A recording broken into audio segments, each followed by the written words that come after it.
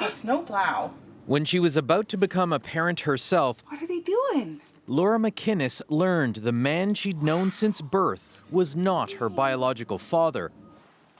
Thank you. For years, she wondered about his identity and didn't know where to begin. But then I found the DNA tests, and they were not hundreds of dollars anymore. And I thought maybe this would be the way to find him. And it was. And it didn't take long.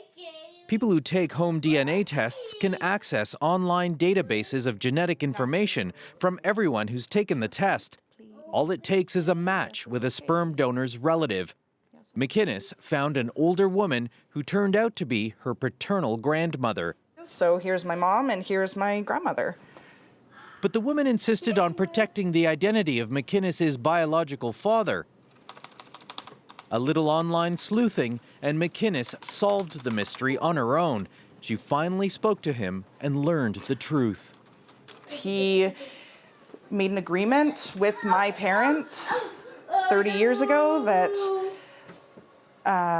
he was going to be anonymous, and he was worried that he was hurting them, that I was hurting them, that I was going kind of behind their backs and finding my real father. But wouldn't it be great if we had an open environment? It's a situation that this fertility lawyer is seeing more and more thanks to the popularity of home DNA kits. I think it's folly to be promising anonymity to any kind of a donor. But certainly, The online sharing of DNA results has unleashed decades-old family secrets and challenged old attitudes that say sperm donations should remain anonymous. and somebody has to say, wait a minute, this is going to be a human being with thoughts and feelings and needs. And what is that child going to need in 18 years? And how can we facilitate that? And donor anonymity is not the answer to that question. This is Canada's Fort Knox of sperm. All the donated sperm is kept secure in this little room.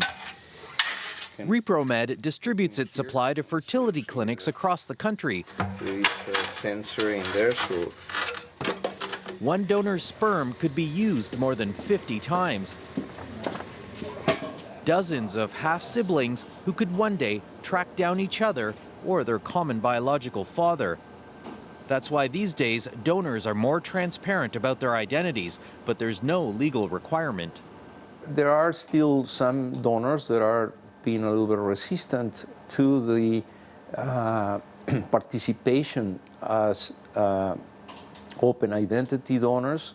I mean, we do respect their wishes. We try to convince them that of the merits of openness. That lack of openness didn't discourage Aaron Jackson.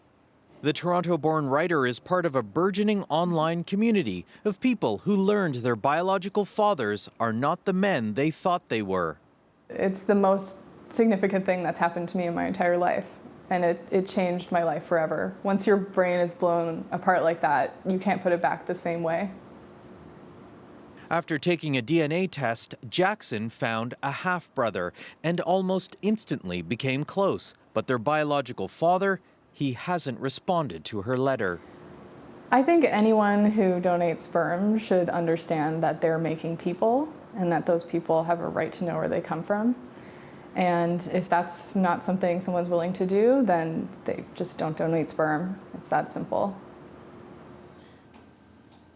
Fertility clinics say they're now more open to sharing sperm donors' genetic information, so donor-conceived children have a complete family health history.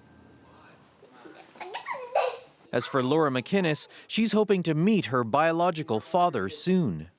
I have 3 branches to my family tree. I have my mom, my dad, and I have my biological dad. And all of those 3 have made me who I am. A family story that's now complete. Ducks quack. Vic Adopia, CBC News, Toronto.